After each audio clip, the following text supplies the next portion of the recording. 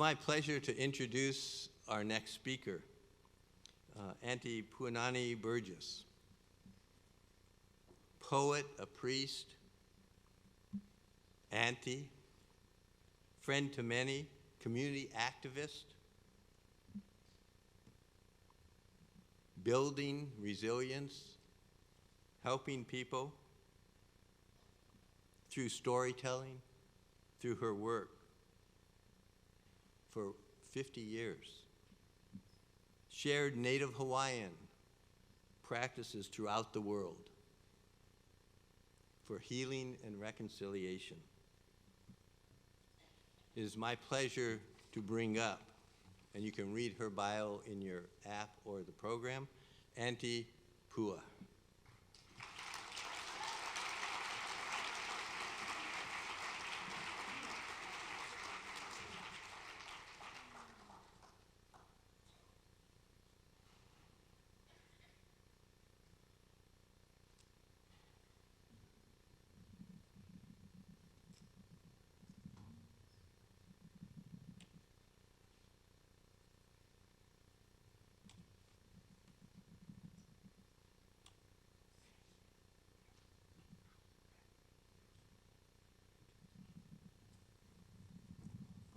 Goodness.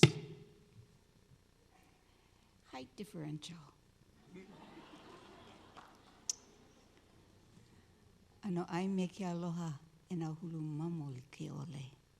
In my mother's tongue, greetings among all of us birds of many feathers.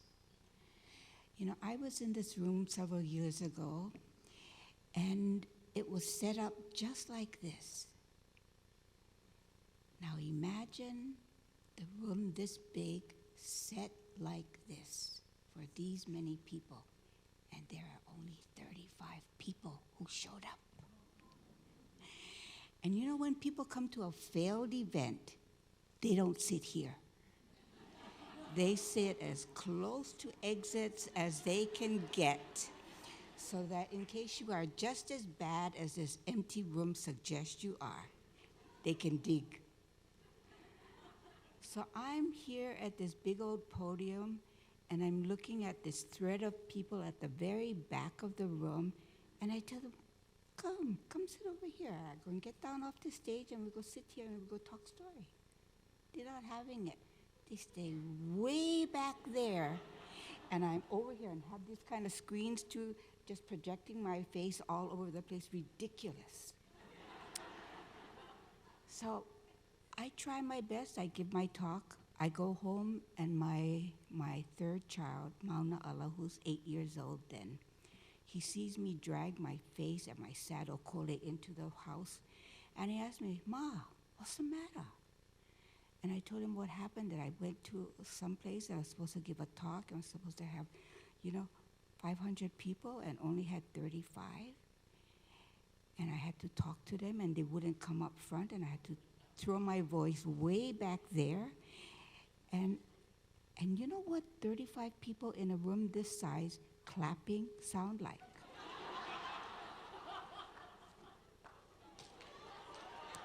Exactly. The silence was deafening. So when I told my child what happened, and he could see how sad I felt, like I failed. And so he said, Ma, what if I was in the audience? What if he was only talking to me? Wouldn't that have been enough? I said, yeah, Mauna. If you were there and I was talking to you, there would have been plenty. Then he asked me, Ma, what if we only had 3 people? But what if one of them was Gandhi? Wouldn't that have been enough? I said, yeah, Mauna, if only had 3 people and one of them was Gandhi, that would have been plenty. And then he said, Ma, how you know Gandhi wasn't there? I looked at this kid and I said, oh my God, that's right. No matter how big or how small, Mike and I, we talk to the Gandhis in this room. And when we see you and when you see the children and the people who have suffered as being the possible Gandhis in the world moving forward, what will we give them? We give them the best we got.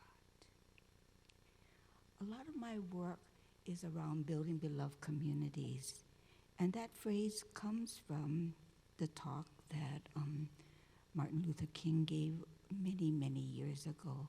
But it also comes from my time at a place called Highlander in Newmarket, Tennessee. And it was there where people from all stripes, all politics, all power sectors gathered to hear each other, to come to the middle. And when I began to see what coming to the middle looks like, I began to think about how do I now help that process, not of winning or losing the argument, but of helping people come to the middle. Why is that important? And part of it is we have to come to the middle with ourselves. We have to be able to see the world and us as a part of it as worthy.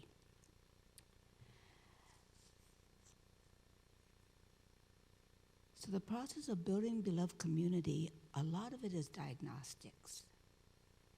It's doing processes that allow you as a facilitator and process designer to be able to understand who is in the room, who is in that circle. How do I have to change and shift what I'm going to present to fit and to help whoever is really there? How do I do that?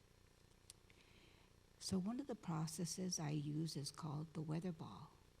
This is my tool. What we do is we sit in a circle, and beginning with me, I will tell what the weather is like inside of me right at this moment. And because I'm telling my truth at that time, and people understand that, and I do this process before I ask people to tell their names, where they come from, what their work is. No identifying remarks, just humanity all sitting in the chairs. Even, we all even Steven. I don't know if you're the CEO or the janitor, and I don't care. I want to see humanity in this circle. And so when we each go around the circle and each tell the story of our weather, we tell how we are feeling right now and using metaphor, giving you some distance from the actual feeling to being able to talk about it, being able to get it out of your body and out of your mind and into the air, using your voice, but not just ruminating and suffering silently with it. So tell what your weather is like. The second part of that process, that second go round, is tell the story of a blue sky moment. A time when you experienced great joy and you saw something splendid and that you were a part of it. You may not have caused it to happen, but you were there and you have recorded it. It's always important to have people retain and resume balance within their life. So when they talk about having a terrible day and they describe the storm that's going on around them, when you ask them to now in the next round circle, tell the story of a blue sky moment, you begin to see their ano, their feelings, their spirit settle back down into their body. And to remember that they have been part of goodness, either making it or being someone who received goodness. We have to remember all of those things and not just dwell on the uwe valeno. A lot of the processes that I do are really about helping people reconnect first to oneself and then to each other. So one of the first processes we would do is called guts on the table. And it comes from the Hawaiian notion that where we think the deepest is below our belly button, in our na'au, in the place we call our guts. And so I'm always trying to drive the conversation below the pico, not just in the head, not just in the heart. But it's in your na'au that your mind and your heart, your intuition and your experience all come together there.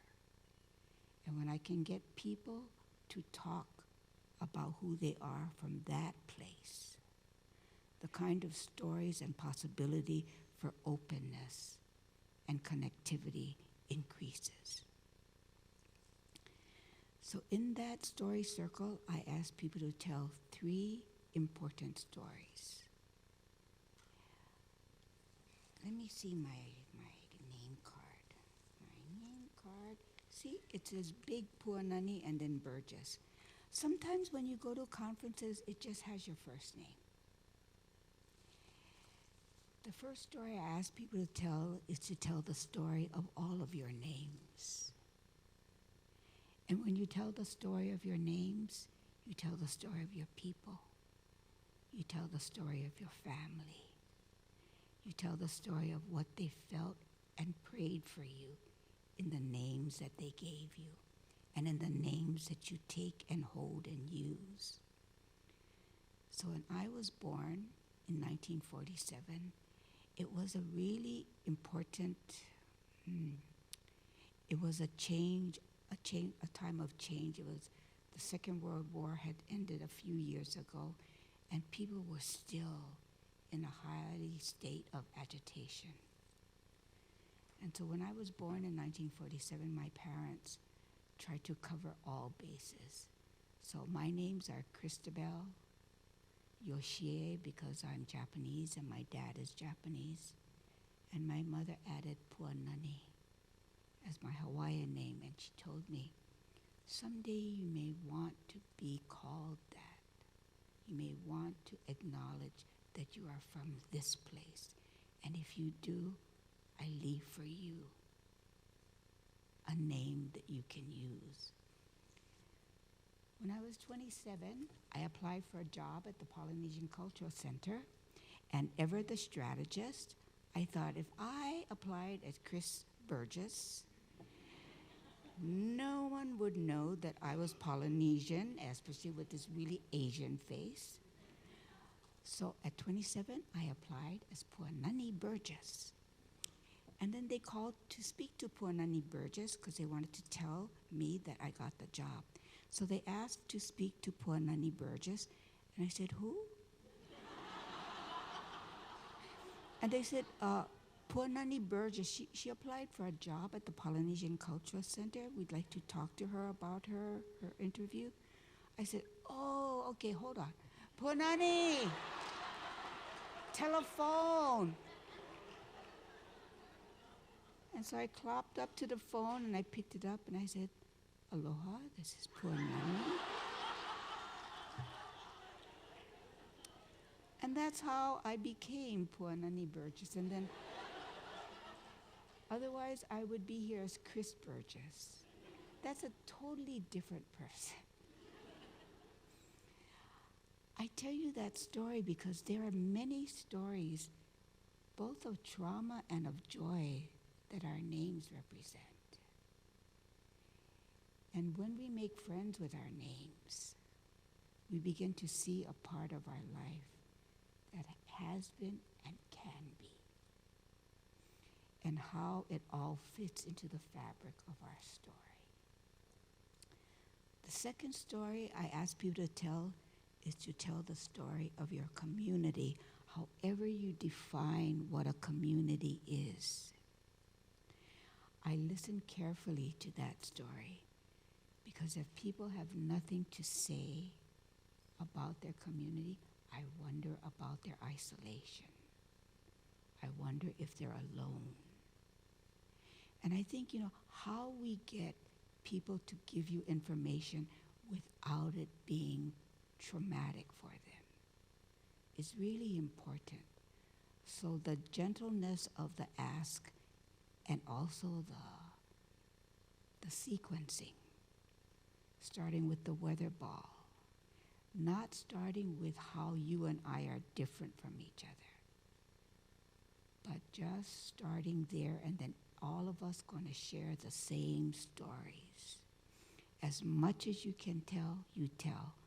If no can, whatever you tell is the story we will receive from you, and we receive it gratefully.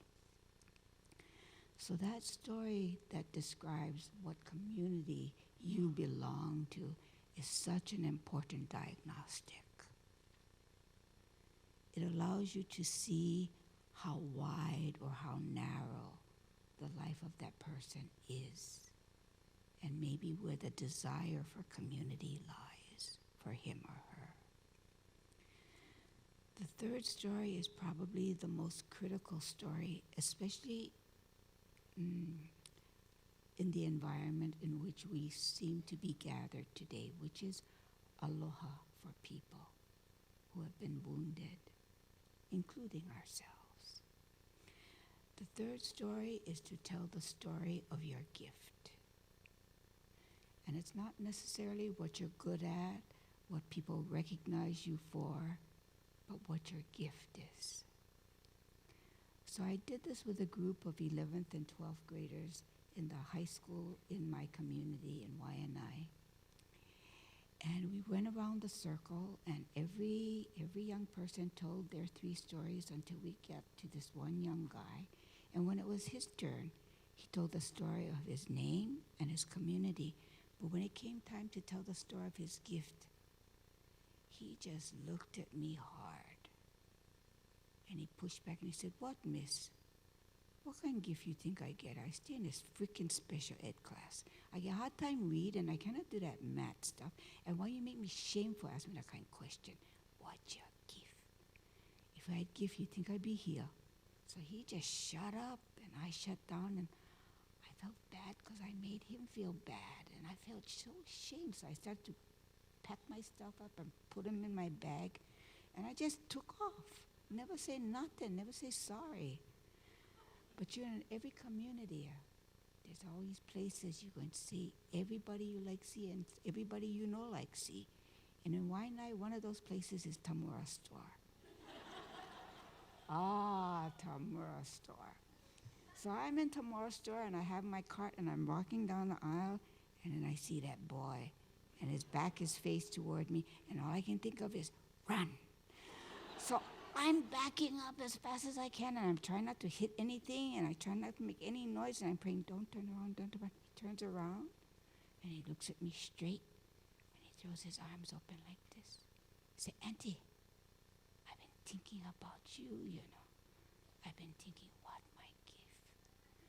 That auntie told me I can give, you know. So, auntie, I've been thinking about it, you know."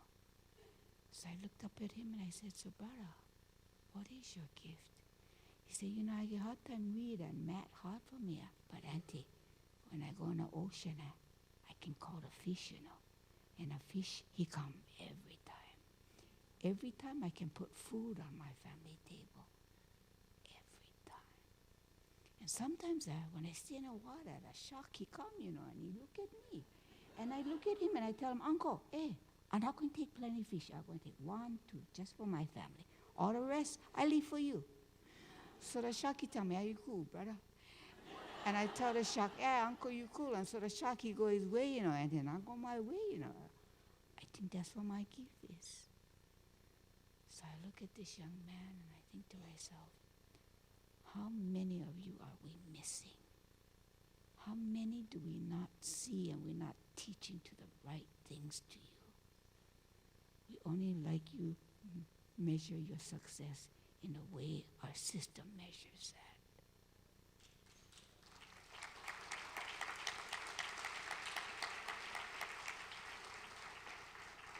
But each one of us is gifted.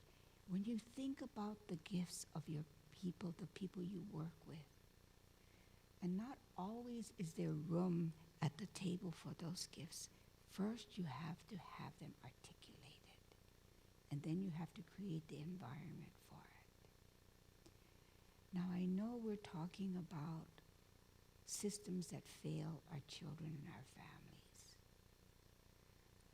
But when those systems fail, how do we support the person to be able to heal oneself? You know, Dali and I share Pono Shin, and many of you do also. So Pono and I had the same teacher, Auntie Pilahi Paki.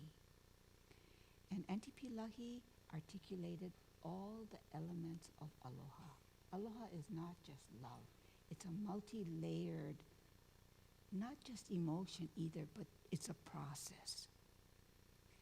The other word that she articulated is pono. And what she teaches that at the surface level, the first level, when you come in pono, you come with righteous behavior, with a good attitude, with things that are open and hopeful and positive. You come with righteous intent. When you do that, the lower level of pono, it means you get to balance, justice, fairness. That's the second meaning of pono. But the deepest level, the deepest meaning of pono is hope. Often people ask me if I'm a healer, and I said no. But what I do is, and this comes from my Zen teaching, from my Zen dojo, from Tanoi Roshi. He taught us that he rode in one day when he was giving us a lecture, a big rock and a log. And he asked us, so what does the artist do with this rock and this log? And then one of the priests raised his hand and he said, carve something beautiful. And in very Zen master way, Tanoi stood there for many, many minutes quietly. And eventually he said, no. All the carver does is take away rubbish.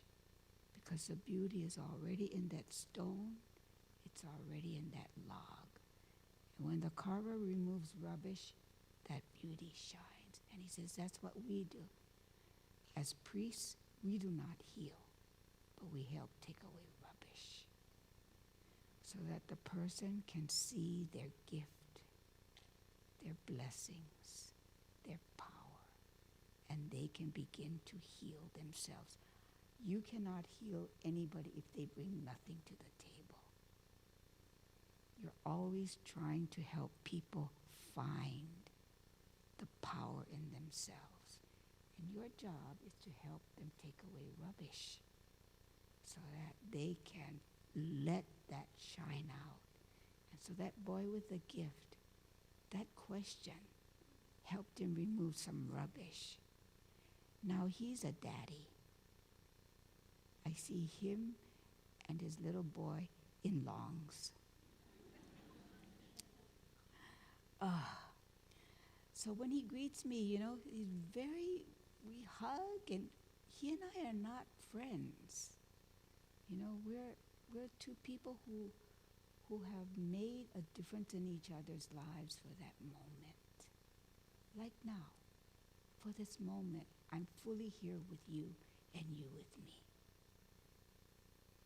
And it may not go beyond that, but there is that little boy. And so the little boy asks him, because he sees how his papa greets me. He says, Papa, who is that lady? And he tells him, remember, long time ago, I told you, had this lady when asked me that question, what's your gift? And I told her about the fish, and I can talk to the fish, remember? Remember that? I said, yeah. And he said, well, that's the lady.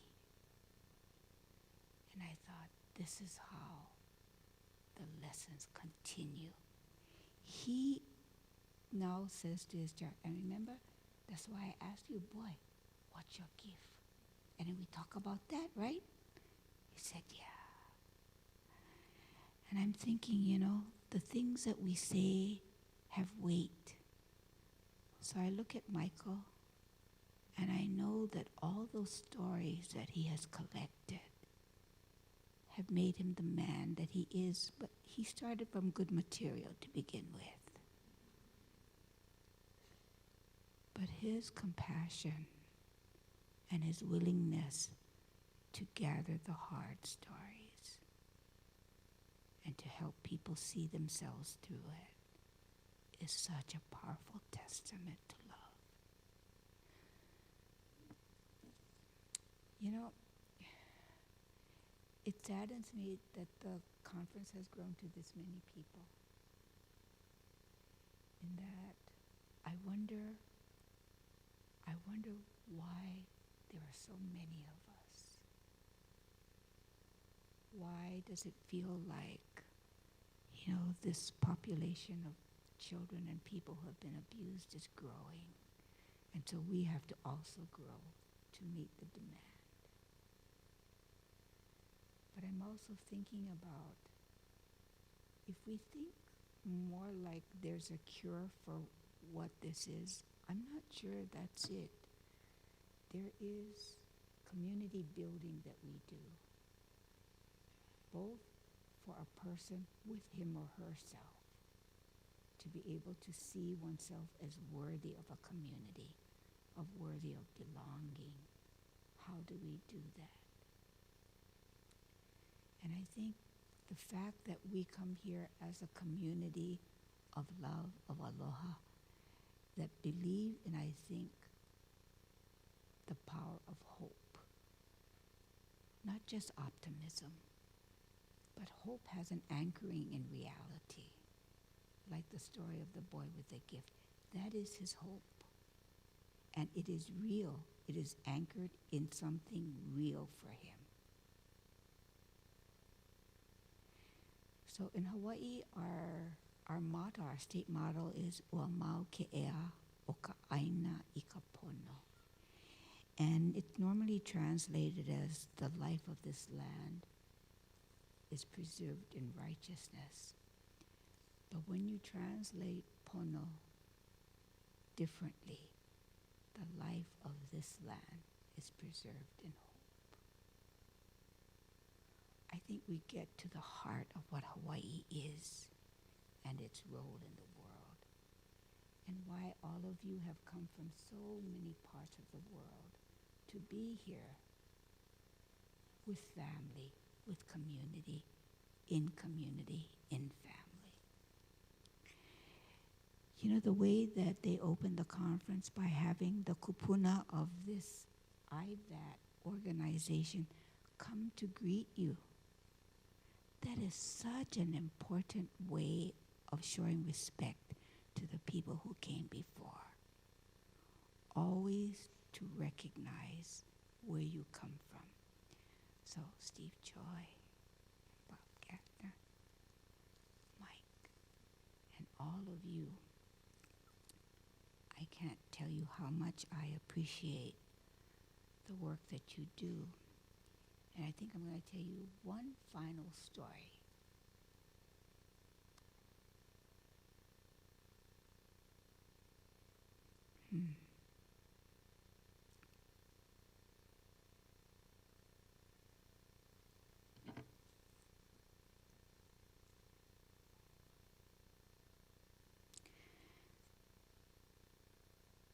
One of the last times I saw the boy with the gift, the last thing he said to me was, you know, Auntie, before, I didn't think I was good for anything.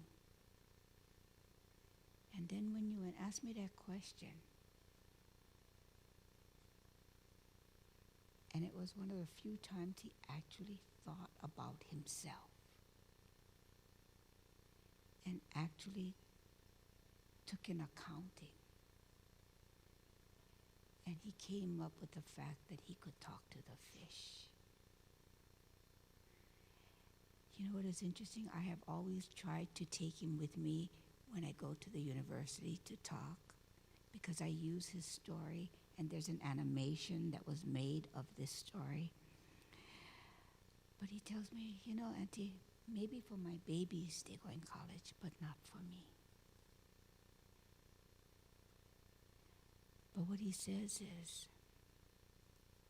it becomes possible for my keiki because I could see that I was a worthy teacher for them, that I wasn't broken. And I think that's what's important, that we recognize and when we begin to help people find where their hope is, it's a place that's not broken in them. It's a part that can heal themselves and others.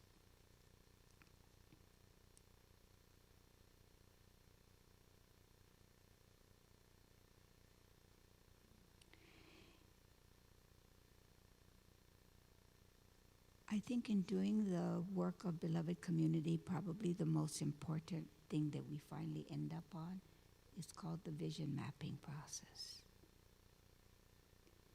In it, I ask people to think about where you're going and then how you're going to get there. So in vision mapping, you have to go through all these steps. The other part is called culture in a bag. In that process, I ask each person to bring something that represents the culture they were raised in. And when you work a lot on Zoom now, you have to make things that are metaphorical real. So as real as you can make it to the person who's speaking, the realer it becomes to the other person in the Zoom call. So when they come with an object and they're talking about it and holding it out, people can see the reality of it and have a sense of touch and feeling around it. And so you're always trying to help people connect in the deepest possible way.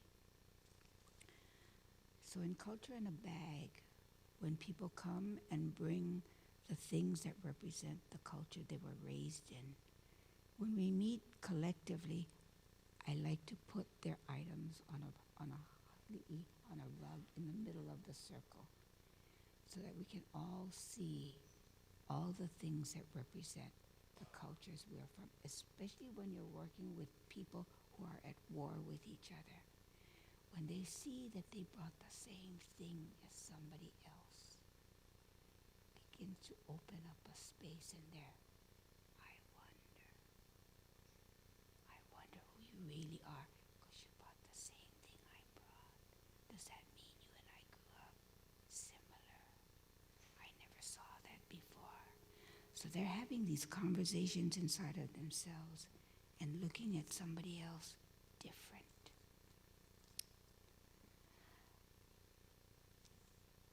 I think coming to the middle, and now we're coming to the end. I'm going to tell you this last story, promise. Okay. 2 minutes? Okay.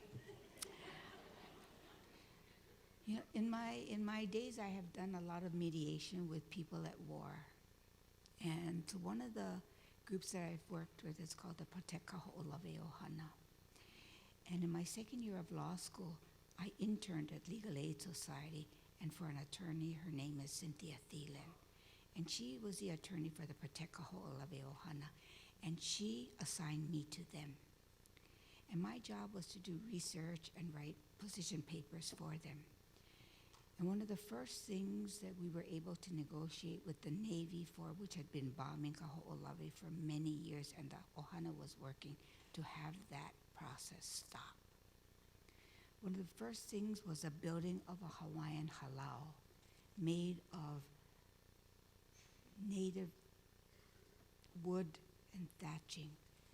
We had to bring in all of that from the other islands, and we had to bring in the craftsmen. And so there's a great deal of apprehension by the Navy because it's dangerous stuff they are now allowing us to do is build this halau on the island. And we wanted it to be there and not just a campsite, so that halau would stand for the return of the people to their aina. And we are back and we're here to stay. So as we were building, one day some of the Navy men came over to where we were building, and they asked us if we could help. And we didn't say yes, and we didn't say no. Very Hawaiian way of doing it. But they understood that they were not being invited into the halau to help. So they went back to their side of the island, and then when that access was piled, we went home. We came back the next month. There was a pile of pohaku next to the halau, and it was the kind of pohaku that we were going around the island trying to collect to lay the foundation of the halau. So while we were away, those Navy guys went to collect all those pohaku, and they lay it in a rock, in a pile next to the halau, and they didn't come up to get gratitude or recognition or anything. They just let the rock speak for them. And we understood that they saw us. They saw what we were trying to do. And so we invited them to come and carry pohaku with us to lay the foundation of this halau. And so they did that. And because we were able to do that, we were able to negotiate for bringing our children onto the island. My daughter was 8 the first time she came.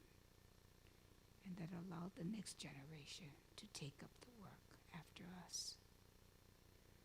But what we saw was what coming to the middle can be, and how we help people come to that middle. IVAD, I think, is a place where people come to the middle, to be able to see and to be seen, to hear and be heard. Please enjoy the community that you have built with your heart, your head, and your na'au.